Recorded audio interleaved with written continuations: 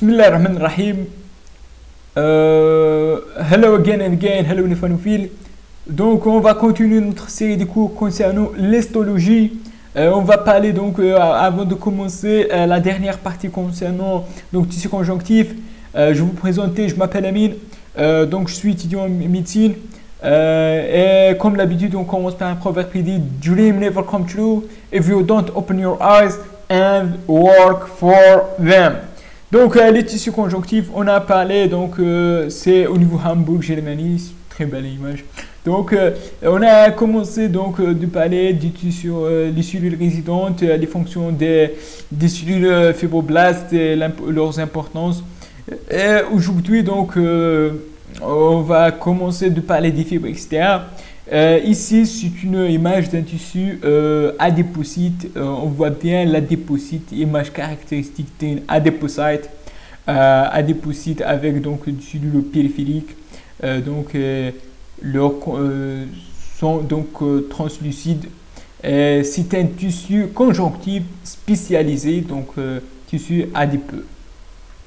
Parfois, on pense que cette image d'un adépocyte qui est pas intelligent, qui sert à rien, mais en réalité les adépocytes sont peut-être plus intelligents que les neurones parce qu'ils sécrètent des hormones, elles servent à la régulation, ils ont donc des fonctions formidables, ces adépocytes avec une régulation complexe. Ce n'est pas un tissu inerte qui sert à rien, et c'est ça donc l'adépocyte.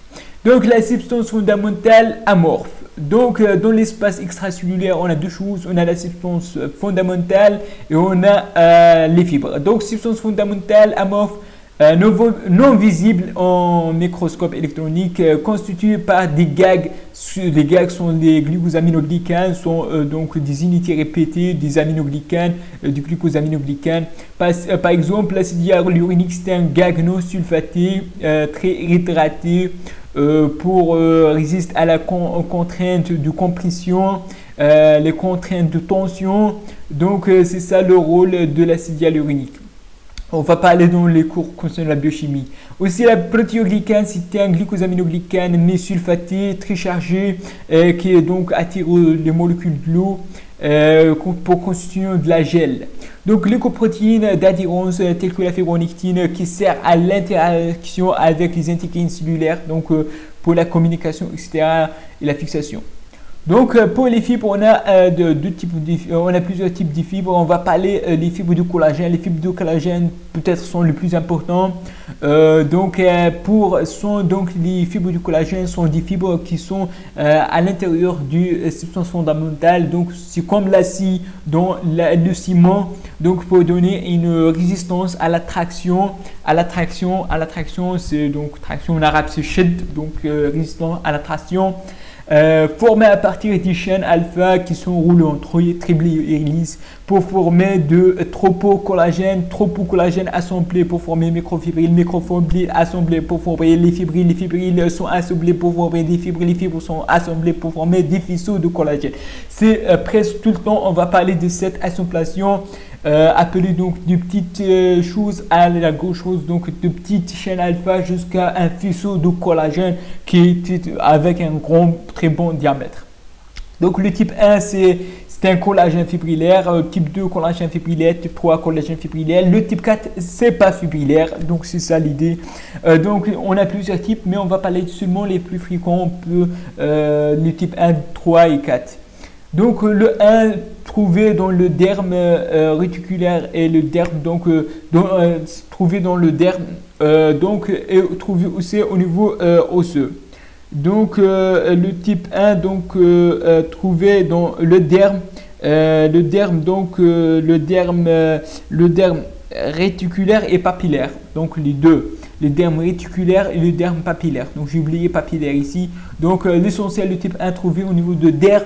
Au niveau dermique, soit le derme réticulaire, donc on a plusieurs parties dans le derme, on a le derme réticulaire et le derme papillaire. Le type 1 trouvé au niveau de derme papillaire et réticulaire, les deux, et aussi au niveau de tissu osseux. Le type 2 trouvé au niveau cartilage, le type 3 trouvé dans plusieurs organes, sont des fibres réticulaires, appelées donc aussi réticulaires.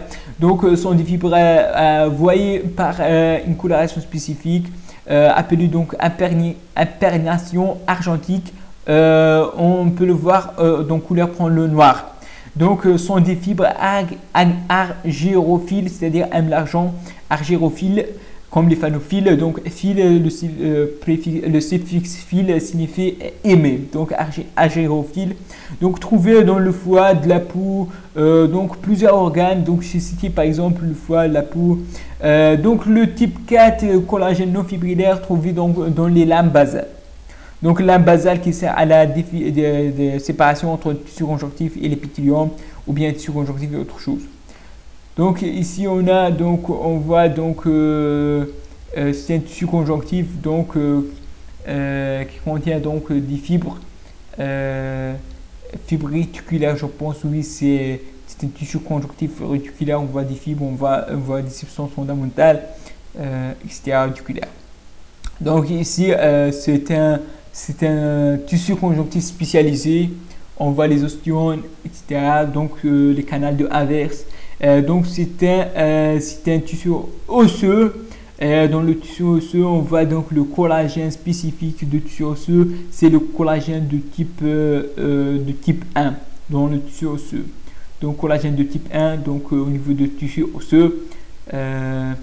Donc, on va parler maintenant des fibres élastiques. Les fibres élastiques confèrent au tissu son élasticité. Donc, l'élasticité sont amorphes. Donc, au sujet des fibres, donc, dans les fibres, on a deux parties. Une zone amorphe centrale, c'est-à-dire au niveau du centre de ce fibre, on a une zone amorphe formée d'élastine, contient d'élastine. Et la zone périphérique sont les microfibrilles, donc sont dans la zone périphérique composée des fibrilles et fibrillines 1 et 2. Donc, trouver les fibres élastiques qu'on trouve dans la peau, au niveau de la peau, donc qui donnent la jeunesse, l'élasticité, la beauté, donc les fibres élastiques qui tirent la peau, donc qui sont impliquées on perd les fibres élastiques lorsqu'on vieillit, dans la vieillissement, on est moins élastique, etc. Donc, ce qu'on appelle l'élasticité.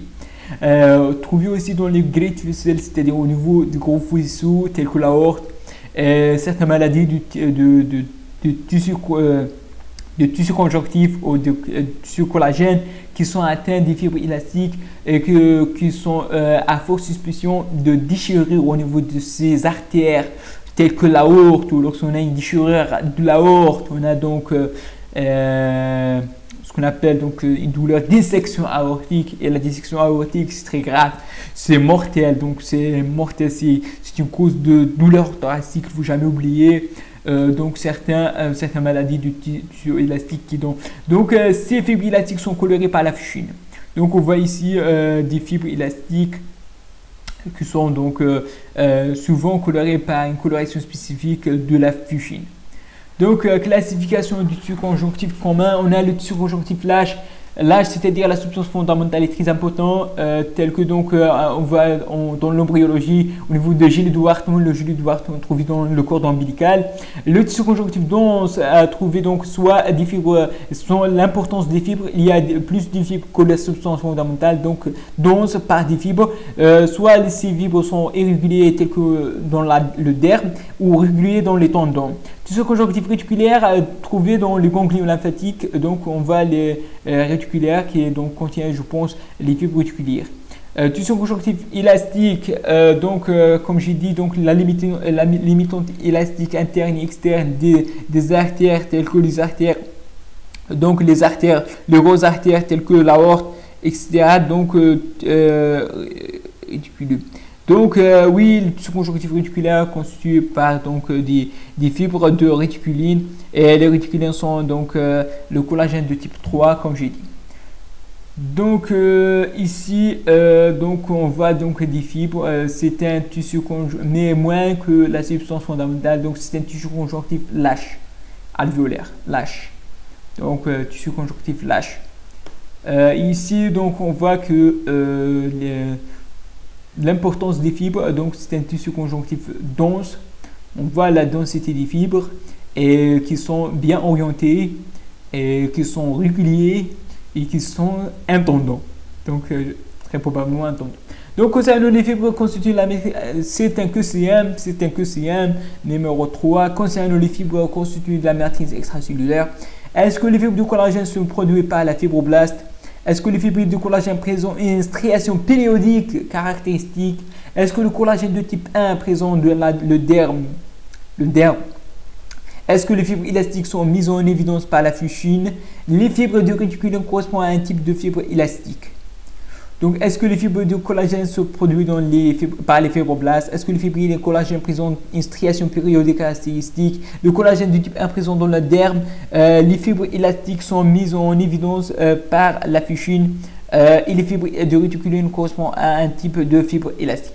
Donc, les fibres de collagène produites par les fibroblastes, oui, c'est vrai, parce que la fibroblaste, on dit qu'elle produit presque toute la substance extracellulaire.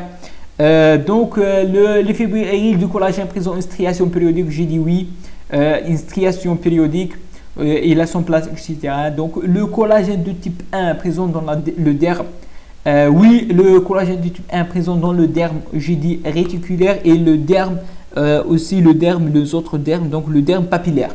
Donc, traduit dans le diffusé du derme, le collagène de type 1. Aussi présent le collagène de type 1 au niveau osseux.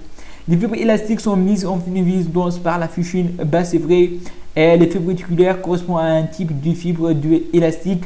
C'est faux. Les fibres réticulaires, c'est le collagène de type 3. Je redis, les fibres réticulaires, c'est très important. C'est le collagène de type 3. Donc, les réponses juste, c'est les A et B et C et D. Donc, je vous remercie pour votre attention. N'hésitez pas de cliquer sur la chaîne, abonner sur ma chaîne et d'aimer, partager. À la prochaine, Inch'Allah.